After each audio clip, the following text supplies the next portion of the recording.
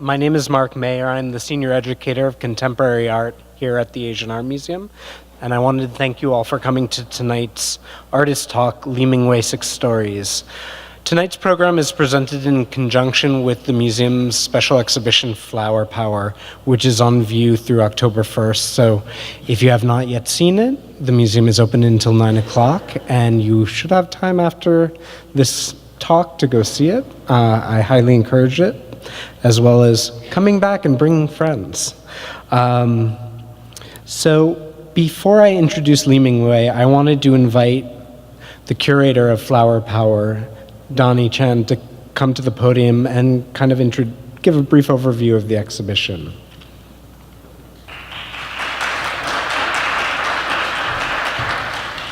Thank you, Mark. Good evening. So the exhibition Flower Power actually commemorates the 1967 Summer of Love, which, as almost all of us know, the city is celebrating its 50th anniversary this year. So one of the most powerful symbols that came out of that time was the flower as a symbol of peace and love. Now, this idea was actually inspired by Buddhist religion and philosophy. If you want to know how, please go see the exhibition. So as a springboard, the exhibition showcases 6 flowers that have been historically celebrated as powerful symbols in Asian art and cultures.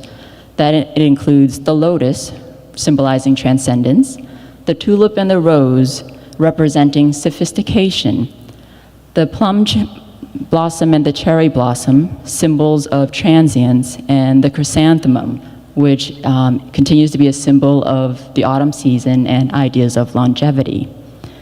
Now, Flower Power also speaks to the enduring appeal of flowers as both decoration and symbols in contemporary art, not only in Asia, but also in the Western world.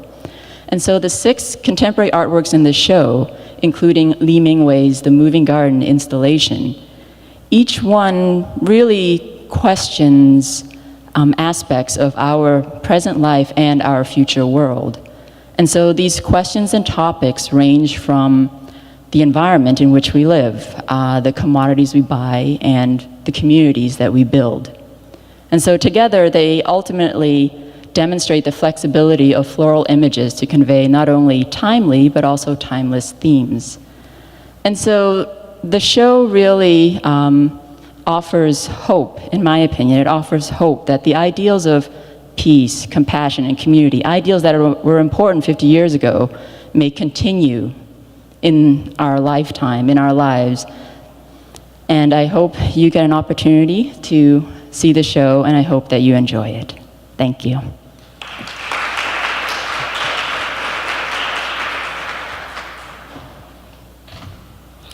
So as Donnie just discussed, Li Mingwei's The Moving Garden is a pretty big part of Flower Power, and we're really excited to have had this opportunity to host this artwork in San Francisco.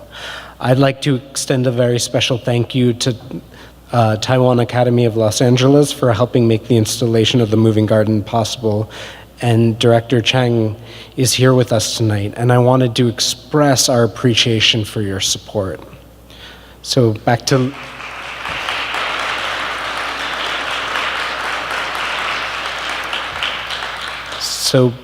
Li Mingwei.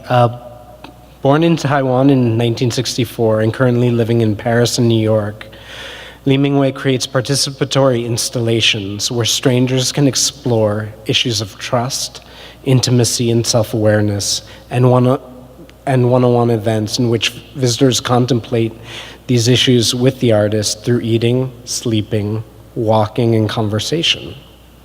These projects are often open-ended scenarios for everyday interactions and take on different forms with the involvement of participants and change during the course of an exhibition. He recently concluded his mid-career survey exhibition, Li Mingwei and His Relations, at Auckland Art Gallery in 2016, after its presentation at the Mori Art Museum in Tokyo in 2014 and Taipei Fine Arts Museum in 2015. Li is currently participating in the 57th International Venice Biennale, Viva Arte Viva, curated by Christine Meisel, which is on view through November 26th. So if you haven't bought your tickets to Italy, I do suggest to go do it now. He has had so many solo museum exhibitions around the world. I am not going to read this list, but I am going to welcome him up to the podium. Please join me in welcoming Li Mingwei.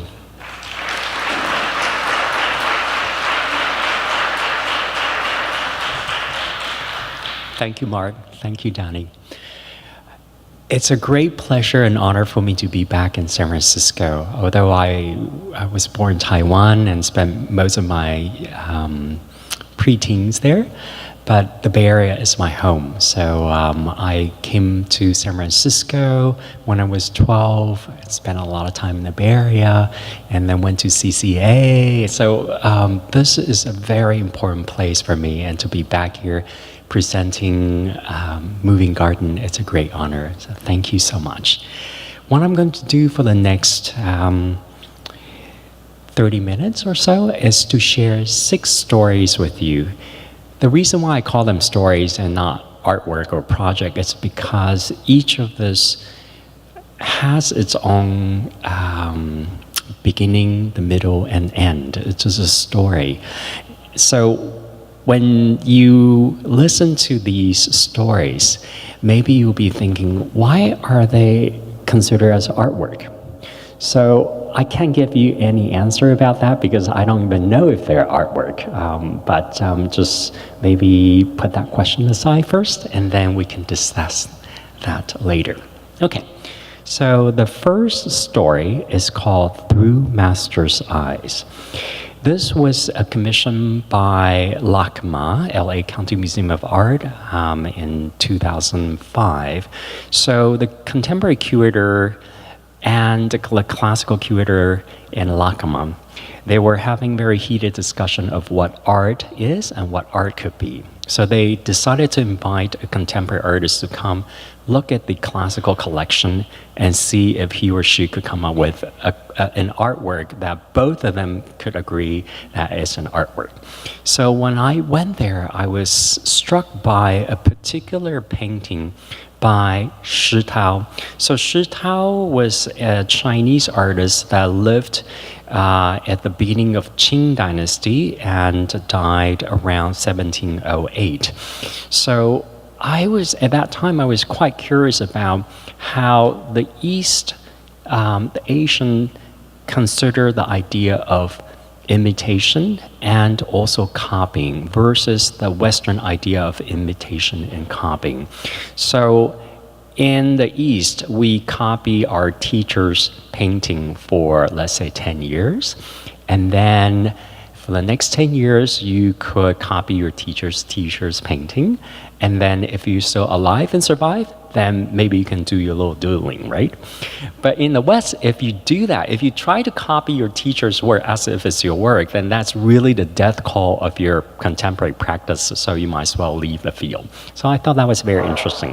What I did is I took Shi Tao's painting, which is this one here, and asked 2 groups of artists to make a copy out of it. So the way it works is that the first group are artists that are living in the West, and the first one will copy from Shi Tao, second one copy from the first one, third one copy from the second one. So the line continues. The second group are artists who lives in Taiwan and will do the similar exercise. So I'm going to show you what happens. This is the original Shi Tao. And this is the first copy of Shi Tao, of Western artists copying Shi Tao.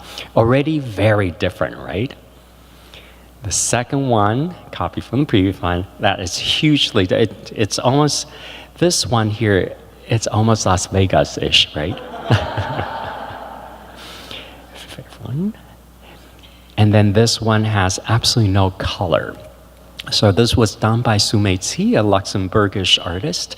And when I handed this one to the next artist, Shazia Sikandar for Pakistan, I told Shazia, I'm so sorry, there's no color on it. So Shazia just closed her eyes, and because it was done as Braille, this one here. And then she said, this is absolutely beautiful, and this is what Shazia did. And that's what she got out of Sumei's work. Going back to Shitao's, and I'll show you what the Taiwanese artist did. So Shitao, the first one, it's almost identical, right? Second one, third, four, it's actually kind of like an original painting of Shitao. And fifth. Okay. So back in Lakma, what we did is that I created a kiosk that that has an experience that you can just flip through the book. And on this side of the wall, because the original Shitao actually was a painting from one of the 8 paintings that he did. It's a book that he did. And when it came into Lakma, whoever purchased it basically torn it apart so they can frame it as an individual painting, like a Western way of reading a painting, completely ignoring the original way of reading this album. So this was Shitao's, and the top row starting from the left were what the Taiwanese did. The bottom row starting from the left were what the Western artists did. So you have a very clear idea of what imitation is for West and the East.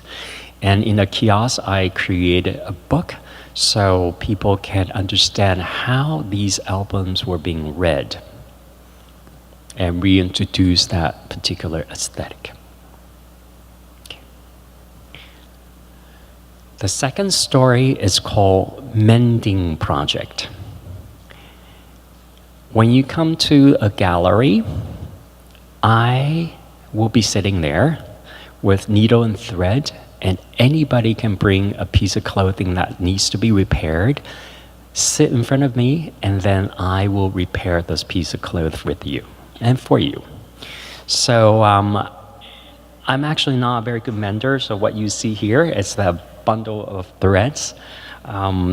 And then also like this. So I'm actually using colorful thread to celebrate this piece of clothing that has personal story and history to you. So instead of hiding things, I'm celebrating this history, a personal history that came with this piece of clothing.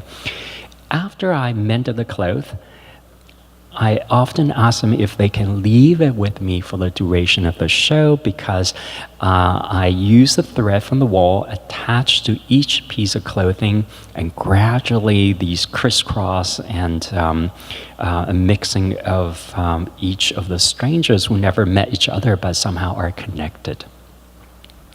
This is just to show you about 3 weeks into the exhibition.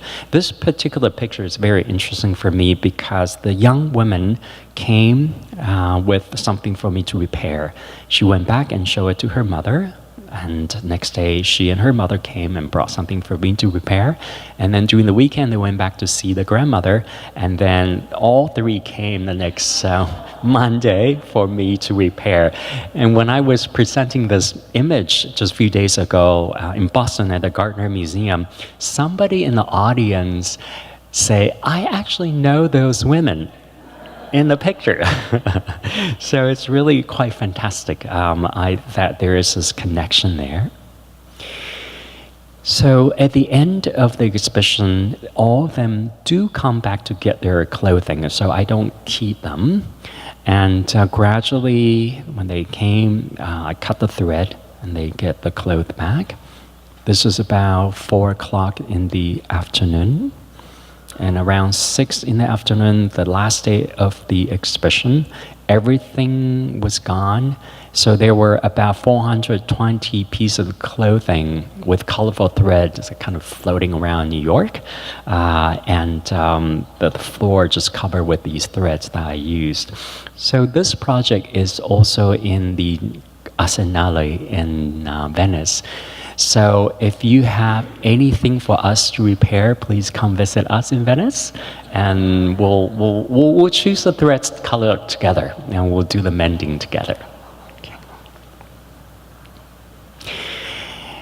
Third story is called When Beauty Visits. So speaking of Venice, How many of you have been to Venice before? Oh my God, okay, about half of you. It's quite a magical city, right? So this project was a new commission by Christine Marcel, the curator of Venice Biennale. She said, Mingwei, do something that will make you happy with this new commission. So living in Paris, I thought I wanted to do a project about beauty. Because I remember when I was at graduate school at Yale from 95 to 97, if somebody said, your work is so beautiful, that is really terrible. You just don't want to hear that, right? And for me, it's very sad. Beauty should be celebrated and should be spoken and should be cherished. So I said, I'm going to create a project about when each of us encounter and remember the moment of beauty. So this project has 3 stages to it. The first stage happens outside of Venice. So through whole 1 year, I just went around and asked people, from friends, from strangers I met in the train or airplane or boat going to Venice, tell me the story and the moment that you encounter this idea of beauty and that transform you somehow. So I have about 120 of these stories, and then I selected 10. And when do people encounter these 10 stories and how? That is what will happen within Venice when you come between May and November. So that's the second stage of the work. So the second stage of work happens within Venice and within this beautiful little garden by Carlo Scarpa in the Arsenale, in the Giardini. So in there, if you're lucky, and if we're lucky enough, you will see a young lady, or actually sometimes it's me, because I do go back and be the garden host. A young lady walking around the gallery looking for her encounter. So she found someone, and when she found someone, she say to her or him, would you like to come to a private garden with me for a few minutes? And if she says yes and willing participant, she'll be invited into this beautiful garden with a single chair in there. So after that, this person would just sit there, and the garden host will come back in a few minutes with a gift. So when she gives the gift to the visitor, she said, this is a gift just for you. The moment to open this gift is when you encounter your next moment of beauty. So it's really up to you to decide when and how and what that means about beauty, right? So maybe that night, she will go back to her apartment. This is what she sees, and she was so moved. Or in the morning, when she walks through San Marco and the crane flew by, and she just thought that would be the moment. Or even when she leaves Venice, and she still has that envelope with her, and is waiting and in search of that moment of beauty. So it's really up to them, and I don't really know when that is going to happen. So that is where the tension of this work lives, which is the unknown and the mystery of when beauty is going to encounter. Okay. The fourth story, so from Venice, let's go to Sri Lanka, or northern India, Sri Lanka, and then Brisbane in Australia. So it's called Bodhi Tree Project. Probably all of us know the historical Buddha, Siddhartha, was sitting underneath a Bodhi tree when he was enlightened, right? And this happened 2,500 years ago. So when that happened, there were all these palaces and universities built around that particular tree that witnessed the enlightenment of Buddha. But around 2,300 years ago, which is 200 years later, there was a destructive force that is coming to cut this tree down, which witnessed the enlightenment of Buddha. So at that time, King Ashoka was the reigning king, and his daughter, Princess Sanghamitta, who happened to be a Buddhist nun, heard of this destructive force. So she went into her father's palace and took a sapling from this original tree. It hid in her robe and escaped to Ceylon, which is what we know as Sri Lanka now. So when she arrived in Ceylon, she came to this town called Ananapuram, planted that tree. Remember, this is 2,300 years ago. And when she planted that tree, this is that tree that she planted, which is 2,300 years old, and it's huge. And just imagine this tree witness enlightenment of Buddha. So what does it have to do with me? Around 2004, the curator and the director of the Queensland Gallery of Modern Art asked me to create a new project for the inauguration of their museum. So I said, I'm going to plant a tree, but this is not just a normal tree. This is a tree, it's a sapling taken from this original tree and planted in the garden of the museum as an artwork, but also as a sacred tree. So you can just imagine how difficult it is, because of 2,000 years of that tree, it never ever went to a secular institution, it's always a religious institution. So it took us 4 years to convince the high priest, the government, and the bureaucrats, and the curators, the other all those other people, that this is an act of sincerity. And what really kind of helped me cross that boundary is that I went back the fourth time, actually, when I spoke to the high priest that in modern time, we usually go to a museum to have that sense of enlightenment. And we don't really go to temples or church anymore, but it's a museum, that's where we find enlightenment. And he said, okay, I understand what you're saying. So please come back in 6 months. I will have this ready for you. Underneath the yellow parasol was where the little sapling was. All the villagers lined up to touch this sapling, just so it's because they wanted to say farewell to this magical being who's going to Australia. So there she was, a tiny little tree. When the high priest was chanting, and all the chanting in Pali, all the villagers sat around the mother tree, so it's imbued in sacred energy. And they've actually been doing that for a week, 24/7, just so, again, it's preparing for the departure. So the high priest, when he handed over to me, I literally almost dropped the pot in my hand, because it was so heavy, physically, not really physically, it's more emotionally and spiritually. Instead of speaking Pali, he spoke in English. I really think it's for my sake that he did that. So he said to the tree, you're going to venture to an exotic land called Australia that no other sacred trees have been to. You as a tree, please, your duty is to grow as strong and as big as you can, so you can create shades and shadow for the animal and the children there. And he didn't say anything about Buddhist practice, which I thought was really quite inspiring. So these were two, I call them my angels, who helped me steer through all this difficulty for the past 4 years. And after that, I was silly enough to actually try to bring it onto Qantas airline. I would stop at the gate and say, sorry, this is exotic plant, you can do that. So it was DHL who helped us ship this magical plant to Queensland. She stayed in the quarantine for 6 months, and it just happened the caretaker, the custom officer, was from Sri Lanka, and her house was only about a mile away from the mother tree.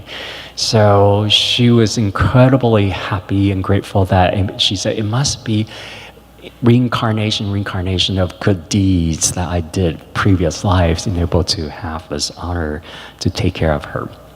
So when I went back in 2008, worked with the Taiwanese Buddhist nuns, because we actually brought 2 saplings over just in case if one of them died. And the sister tree is actually in the nunnery, and the other one is in the museum. This is almost like a medieval time. 2 sisters, one lives in a nunnery, one lives in a palace. So this one lives in the palace, the museum. And somebody sent me this picture just about 2 years later, exactly. So the father and the child was underneath it. And about 3 months ago, during Buddha's birthday, someone sent me this picture. I know, a green bubble, right? So the other day I was flying over, going from Brisbane to Auckland.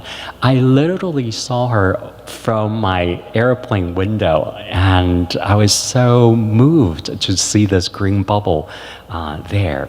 So they told me that, so the Buddhist nun came every year on Buddha's birthday to chant to the tree, so it's imbued in sacred energy. And what was very moving for me is that the curator told me that not only the Buddhist practitioners who come almost every day to just be with a tree, other spiritual practitioners also came to the tree, especially indigenous, will come and dance and sing around the tree at their special time of their spiritual practice, which truly moved me to see how each of us love this tree in our own way. It doesn't matter if you're Buddhist or you're Muslim or some indigenous spiritual practitioners. So if you ever go to Queensland, please go to Gallery of Modern Art and say hello to her. Okay. The life of a Bodhi tree lives to 4,000 years, and I believe that she will outlive everyone and everything around her. So, yes.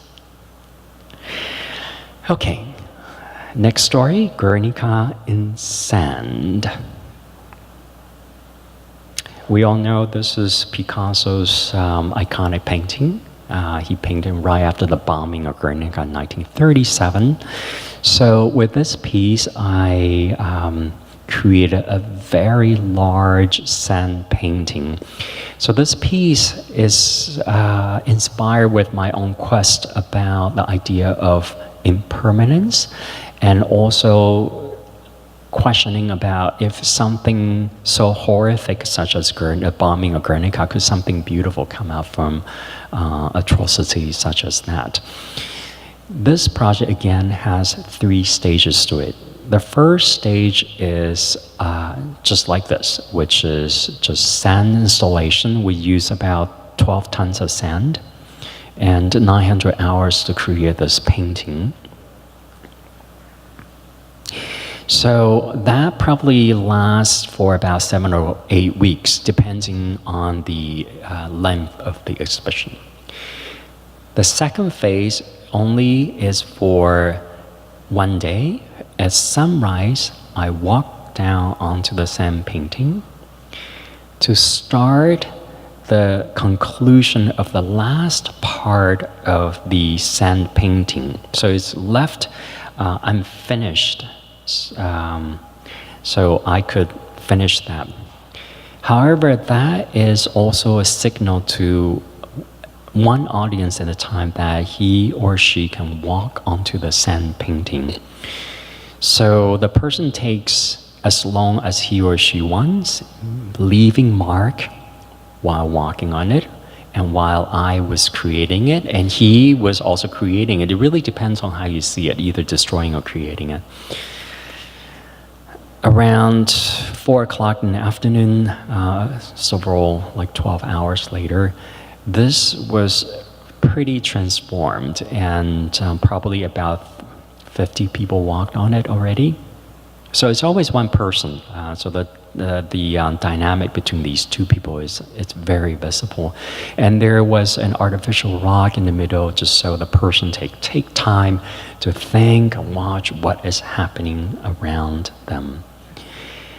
So at the end, before the conclusion of the second phase, which is right before the sunset, after the last person walked on it, I just stopped the process so I can spend some time patching up and doing whatever I can to be with the piece for the last few minutes. At sunset, there were four of us.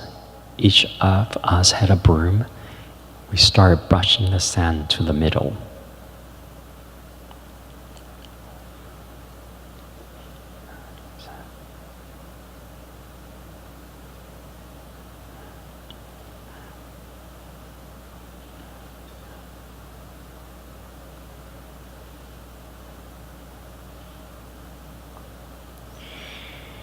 So this concludes the second phase and begins the third phase, which is undisturbed. You could tell that it was Guernica because parts of it are still there. And so at the sunset, it was like this. And a few hours ago, at sunrise, it was like that.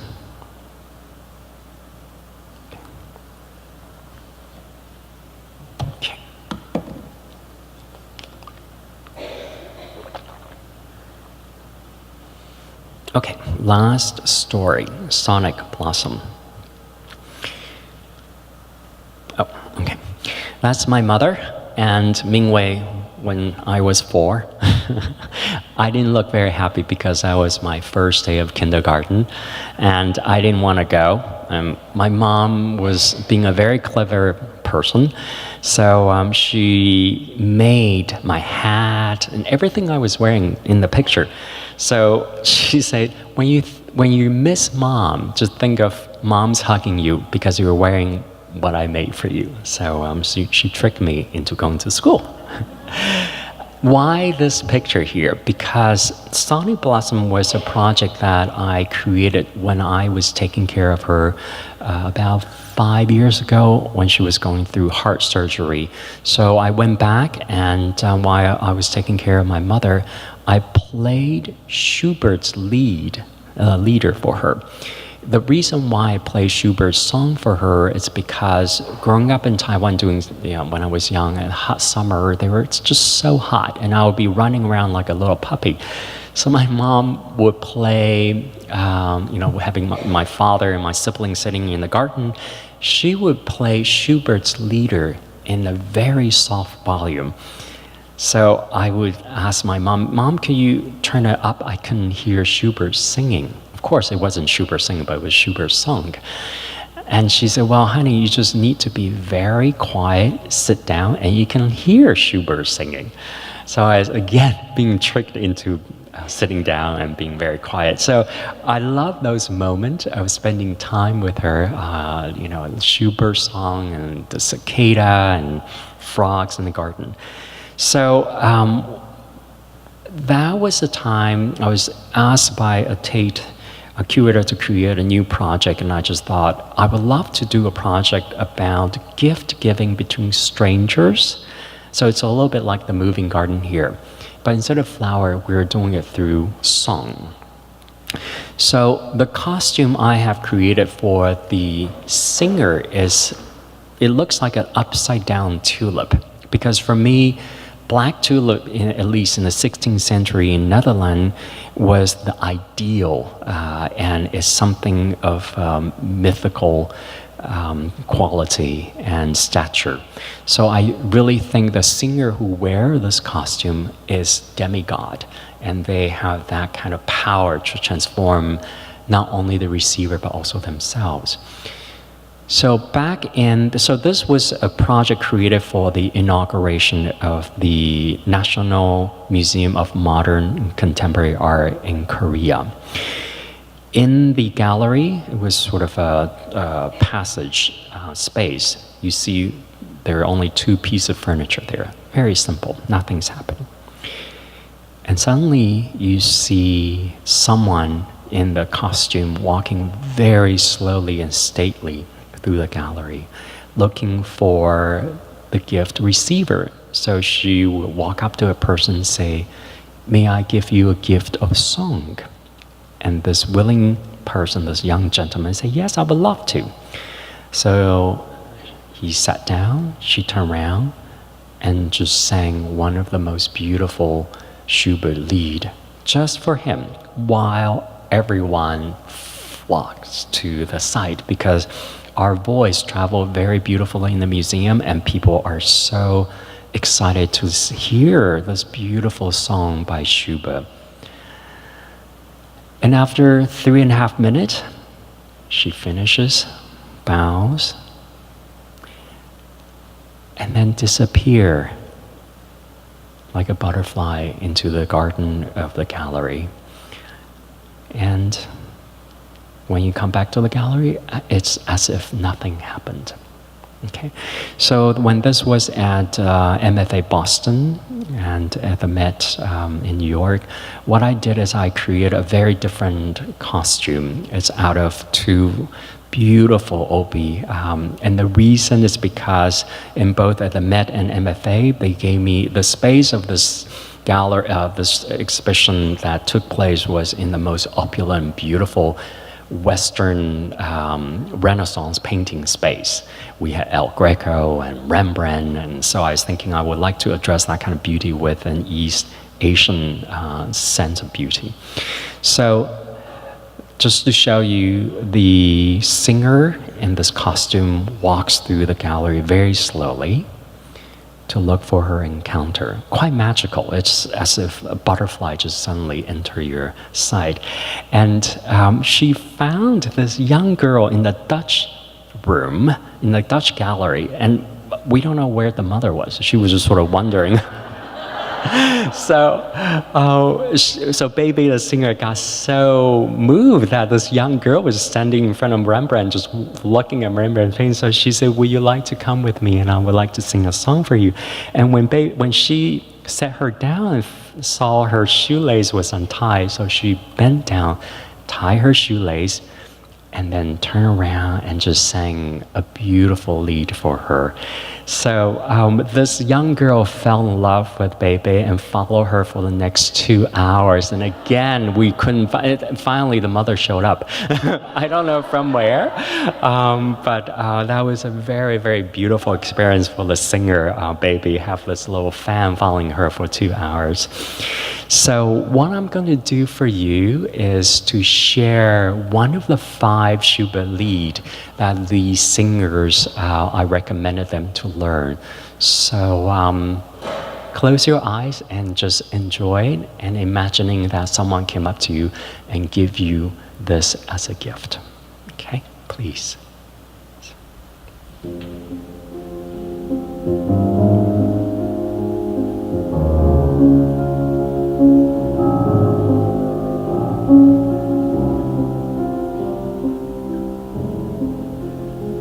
Geis Liebermond,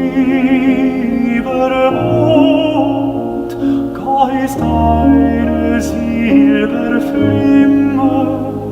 durch dieses Buchengrün,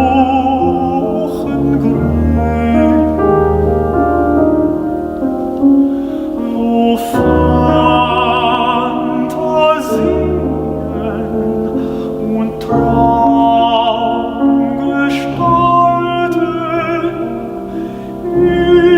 immer vor mir vorüberfliegen.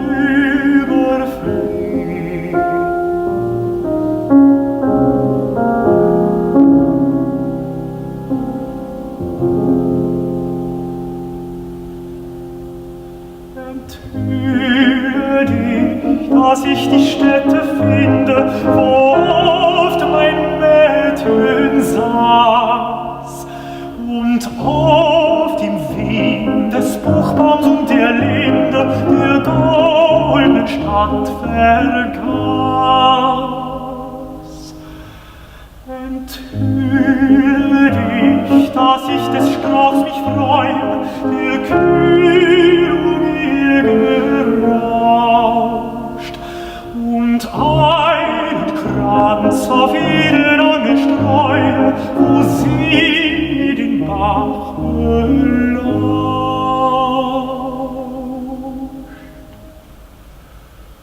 Dann, lieber Mond, dann nimm den Schleier wieder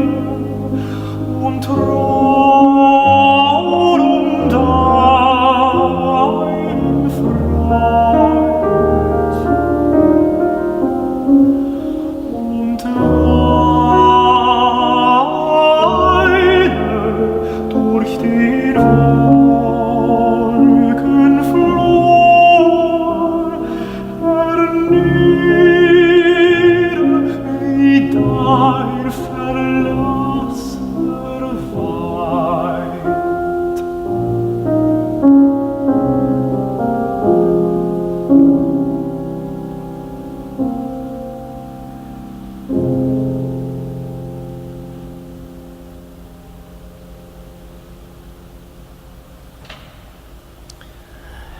Okay, thank you so much.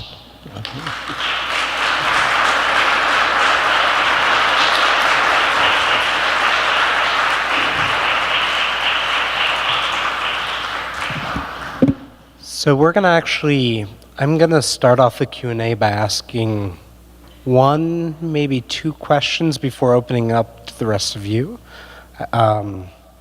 Actually, there are too many microphones. Hold on. So, one of the things I've been thinking a lot about, and actually more generally than just your work, is trust. And there have been, even in your talk tonight, many mentions of trust or the premise of trust, and whether it's receiving a gift or trusting that the project, convincing monks to let you have a sapling and trusting you to take care through a project. So in short, why is trust so important to you, both in your work, and does that speak to something larger? Very good question. I often when a museum commissions a new work, I often have no idea what I'm going to do, but I trust the institution and myself that ideas will come look for me. So once I give that trust out to the institution and myself, then ideas come. So it's something I cannot really explain. It's just an intuition that I need to do. So I think people often say, well, these days we don't really have trust among people, it's getting diluted. But I think we still have a lot of trust among people and strangers. That's what holds our society together. So with all my projects, it really depends on the kindness of strangers. And if it doesn't have that, then the work would not exist. So I'm very grateful that people do share that and make my work much richer by trusting themselves and trusting me in the work. My second and final question. In one of our conversations that we've had, let me rephrase this. So much of your work, you might make objects, but the work doesn't exist in objects. It exists as the objects create a platform for the work.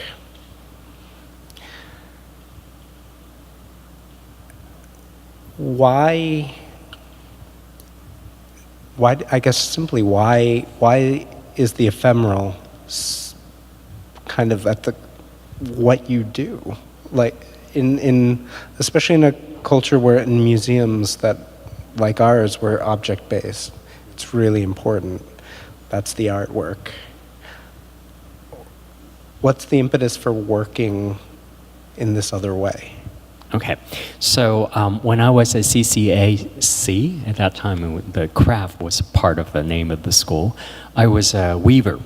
So you can just imagine it's really quite a difference from what I'm doing. So it took me 2-3 months to dye the yarn, to thread through the loom, and to weave this table runner kind of structure or doormat, which it took a lot of time, but the end result was actually not very interesting. So somebody asked me, are you still a weaver these days? And I said, yes, in a way, because I'm creating a social structure with, there's a warp and weft, and it's really human relationship that I'm constructing. So, so it's elevating into a different level. And I think the idea of ephemerality to me is so important because that is where the tension of the work lies. Because imagining for the moving garden out there, if it's just a beautiful installation with flowers and there's no interaction, then for me it's very dead. It's just kind of sweet, but it has absolutely no meaning to it. So for me, the ephemeral and the mystery of the unknown becomes the richness and the nutrient of the work.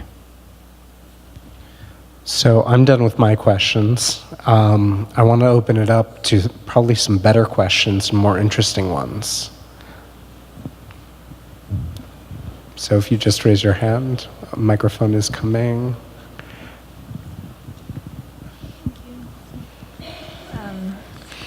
So I would love to see your table runners and doormats at some point, and that actually has to do with my question because, you know, it's each of these stories or these projects are sort of, you know, it's about the people you meet on the way. It's about the experience that can be had with this particular set of circumstances. But there's also, you know, there is an aesthetic. You can tell by looking at the chair that it's a chair that you thought was, you know, sort of particularly beautiful or pleasing or, you know, neutral in a particular way that was going to, you know, create the right environment for the experience. And I know you've also spoken a little bit about particular objects in this museum's collection, and particularly the moon jar in our Korean gallery, and, you know, that sort of, you know, simplicity. And I was just wondering, you know, how much do you think about that, and how much is it just something that's such a part of how you function that it just sort of, you know, comes out in the work? Because so many artists are so concerned with thinking about, you know, what it's going to look like or what it's going to. Yes. Yeah. I think in many ways I'm actually still a very traditional sculptor. My idea and installation always started extremely complex, and then it takes me time to chip away the unnecessary, like a sculptor chipping away the unnecessary part to create this particular sculpture. So I'm doing it emotionally and conceptually. Often at the end of this, when the project is presented, it's often miles away from what I usually originally imagined. So it is important to be able to distill an idea into something very simple.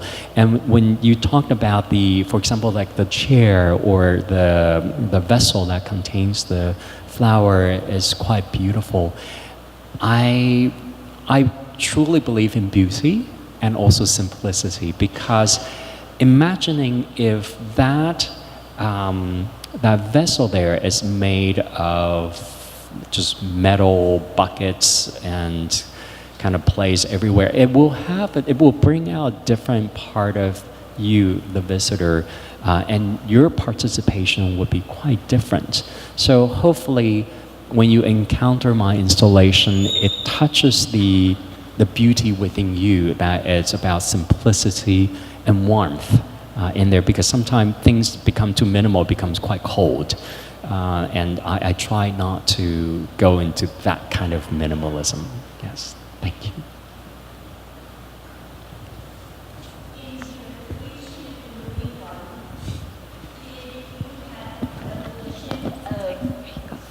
Of basically thought of what you wanted to get out of the exhibit, and in that as well, did you have a hope on what people would get out of once they, because I've done it twice, yes, that had really profound effect on me. So what were you hoping for the people? Yes, thank you. So she's talking about the moving garden, or probably any other projects, that when I create these works, do I have any expectation, and do I expect reports back from the participant? I would definitely say, no, I do not expect that you all write and report and say, hey, Mingwei, this was really difficult. However, after say that, I often hear stories of participants who later on found out who I am and say, oh, remember years ago you did this project and this had an effect on me.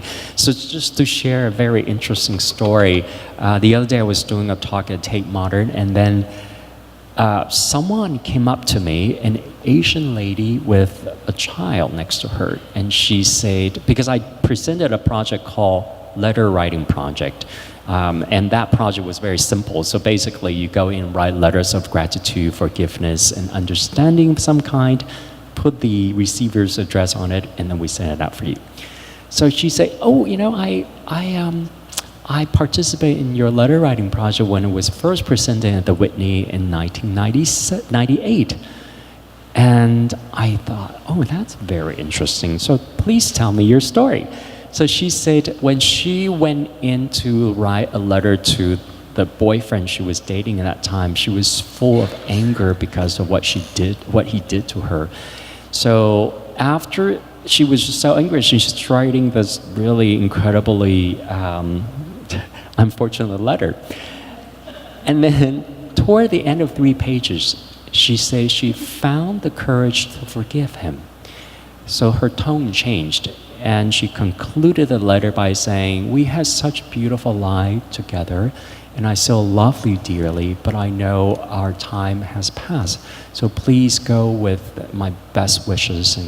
So she finished, and then she put the address on, left it in the booth for me to send. And that night I came in with my dear curator friend Eugenie Tsai, and we just sent it out. And Eugenie got a call from this young woman the next day and said, can you please retrieve that letter? I do not want this to go out. So, but we sent it out already. It was too late. Anyway, years later at the Tate Modern, she said, because of that, my boyfriend received the letter and was so moved, and we got back together, got married, and here's a child. I didn't know what to think, because I never realized artwork can have such power of creating another life like that. So I kind of just say, you have the letter writing project child here. So would you care to share with us about your experience of moving garden?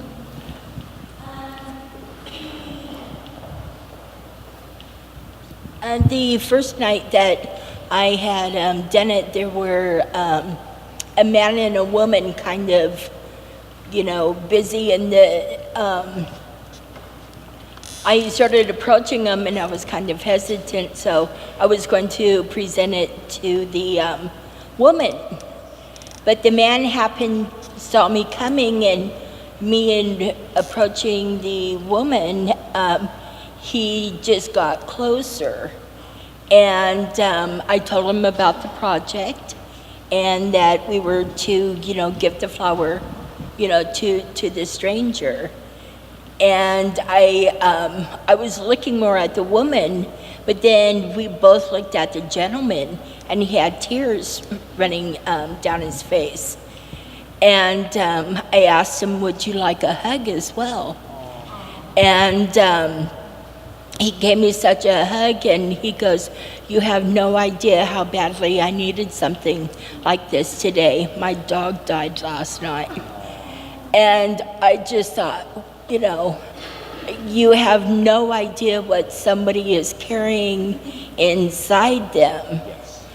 And how beautiful the project was, because it was such a simplistic act. But it took a lot of courage to do. Yes. And it took a lot of courage for him to be open and receptive as well. And trusting, right? Exactly. Yeah. Exactly. That's what so comes back to. It's really stuck with me. Thank you. Oh, may I share it? Yes, thank you. So, speaking of tears, so remember the story I shared with you when beauty visits of giving this gift. So I was in Venice doing that about a month ago. and I remember it was the first person I met that morning. So this gentleman saw me walking in the costume and with this ankle bell on my ankle. And he came up and said, "Oh, that ankle bell is so beautiful. It must be from northern India." I said, "Yes." And how do you know? He said, "Well, I'm from that part of the world." And I thought, oh, maybe this would be a good place to invite him. So I said, "Would you like to come with me to a small garden?" He said, "Oh, yes, that'd be lovely." So I sat him down and then went back to get this little envelope for him. And when I came back, when I was saying this, the time to give, suddenly the church bell started tolling, which, the church bell from that campanelli probably been tolling for 600 years. It started going boom, boom, boom. And this gentleman started sobbing uncontrollably. So it just took me by surprise. So I just kind of petted him and hugged him and said, "Just take your time and stay here if you need." Because usually for that project, no one else is in the garden, it's just for that person. So luckily, toward the end of the day, when I was walking away, going back to my apartment in Giardini, he caught up with me. And he said, "Mr. Lee, I need to share with you what happened, just so you don't think I'm crazy." I said, "Oh yes, please, please tell me what happened.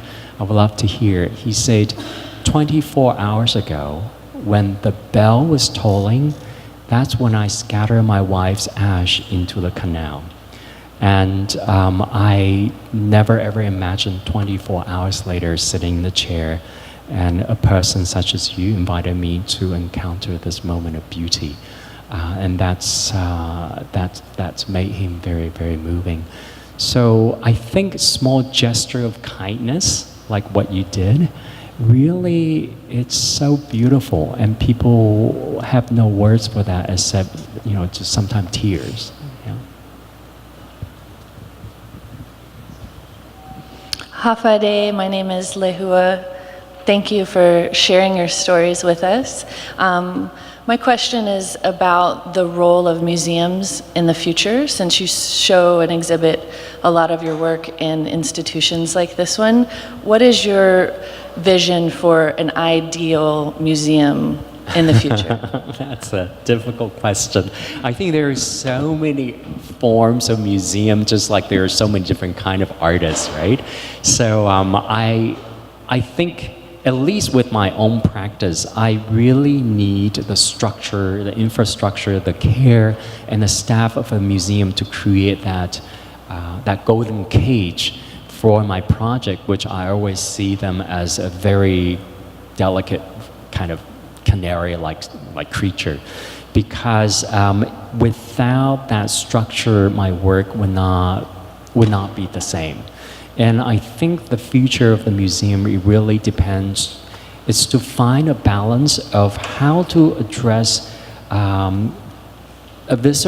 group of visitors that is a large number, but also able to address these kind of work that, like my work, which are very, very underwhelming and small audience. That's what I think. For example, in Venice, only 20 people can encounter this kind of work. So how does a museum balance that act? It is important to have blockbusters, but I think it's also important to have these small, delicate projects that it's only for 20 people, and maybe out of 20 people, 1 or 2 people are very moved. And I think that for me as an artist is already enough. Thank you.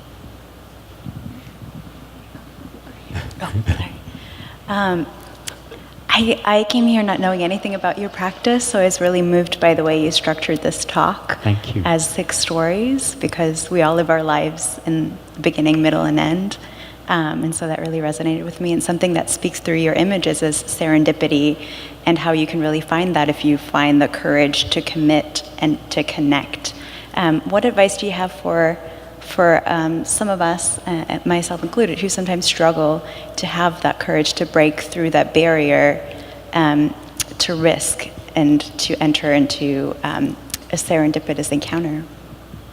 I think maybe just I think I'm actually quite naive about things often, and didn't realize what I'm getting myself into until when the show opens and I thought, oh shit, this is not a good thing. For example, I did a project called Sleeping Project, which was through lottery. I select one person to come and sleep with me in a museum, 2 different beds, right?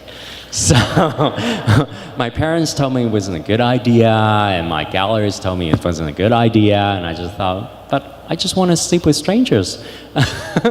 So I did, and the first night in the gallery was the most painful,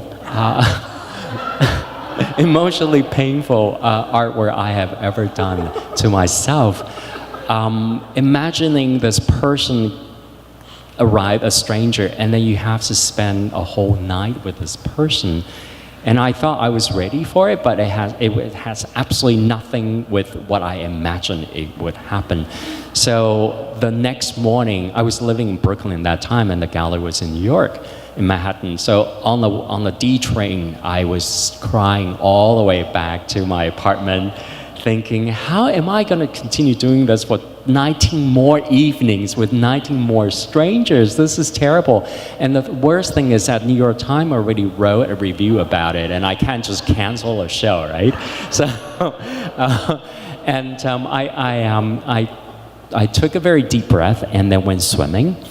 And then while I was swimming, I realized the only way I can continue doing that work is to be as vulnerable as a baby and be very, very open, because I went in to do that project with all the fears.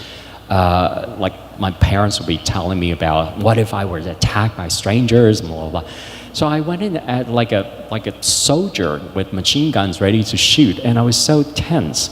So if I open myself up like a child, like a fresh-born baby, I'm sure the other person can sense that, and they probably will want to protect me rather than hurt me.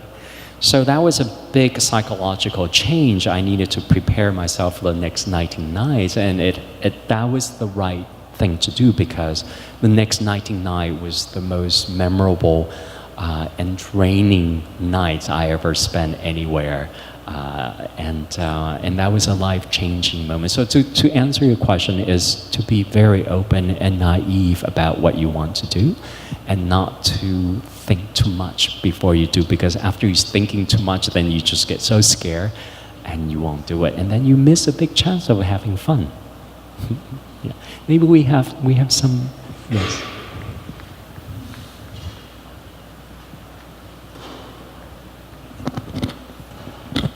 Promised. So much of your work has a real ritual structure to it and occurs within a space with a kind of quietude or sometimes even a sense of sanctuary.